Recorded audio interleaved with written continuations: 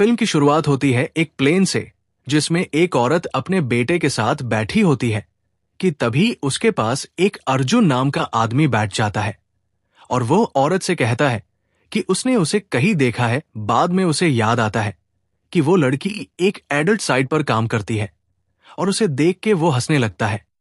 वो लड़की उससे कहती है कि अब वो सब कुछ छोड़ चुकी है और ये उसका पास था। लेकिन अर्जुन उसके साथ गलत हरकत करने लगता है कि तभी वहां सिकंदर आ जाता है और अर्जुन को मारता है और उससे लड़की के पैर छुवाता है। बाद में हमें पता चलता है कि अर्जुन एक एमएलए का बेटा है जो बहुत पावरफुल है। जब ये बात उसे पता चलती है कि किसी ने उसके बेटे को मारा है, तो एमएलए पुलिस को संजय को मरने के लिए लगा देता है।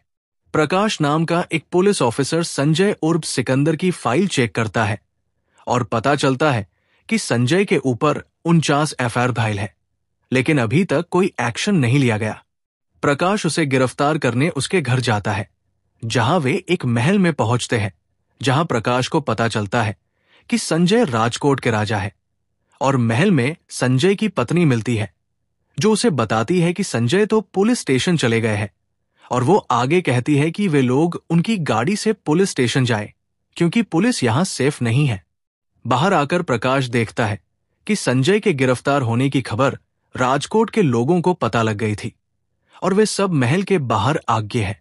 पुलिस वाले स्टेशन पहुंचते हैं, जहां संजय कुछ पुलिस के बड़े अधिकारियों के साथ बैठे हैं। प्रकाश के सीनियर उसे समझाते हैं और संजय को छोड़ दिया जाता है। संजय की पत्नी संजय की बहुत देखभाल करती है और संजय को बिना पता लगे उसकी सिक्योरिटी लगाए रखती है।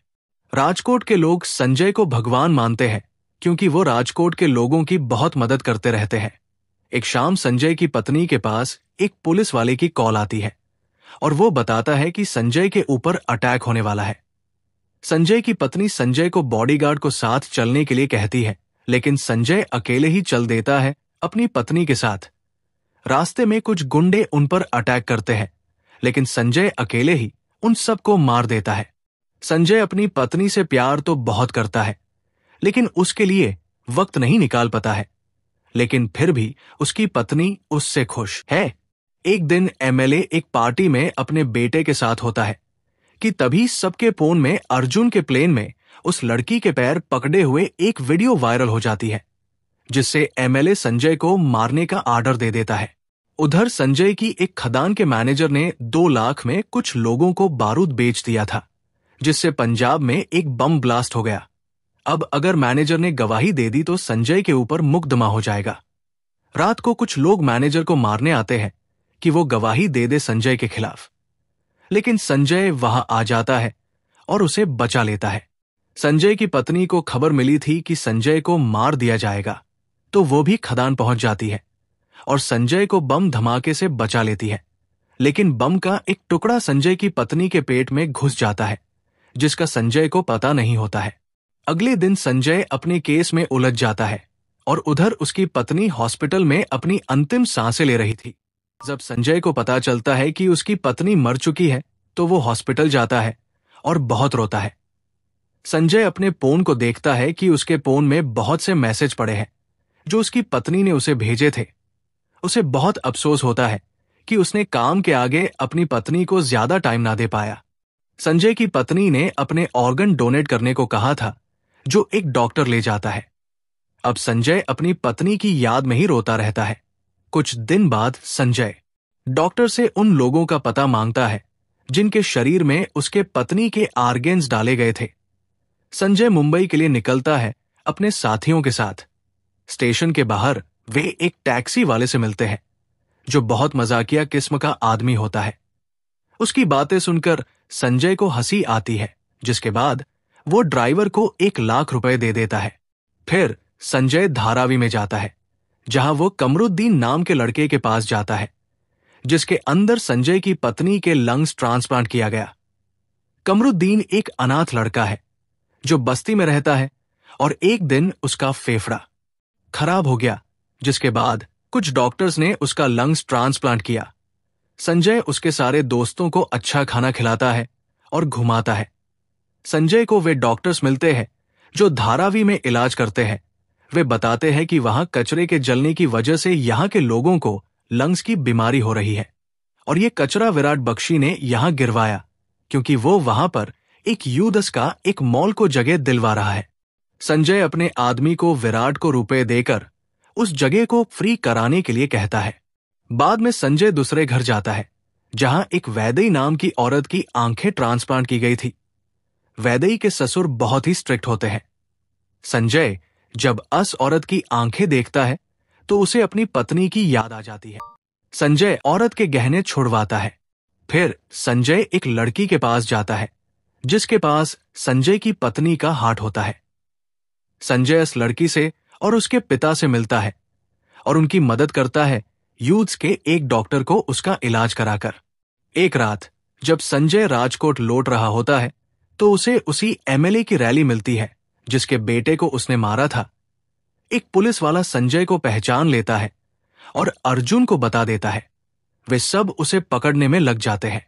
अर्जुन टैक्सी का पीछा करता है और उन्होर अटैक करता है तो सिकंदर खुद टैक्सी चलाने लगता है, लेकिन अर्जुन गलती से अपनी ही गाड़ी में आग लगा लेता है जिससे उसकी मौत हो जाती है। प्रकाश राजकोट जाता है और संजय का पता पूछता है और उसे ये बात भी पता सीए चल जाती है कि संजय मुंबई क्यों गया था।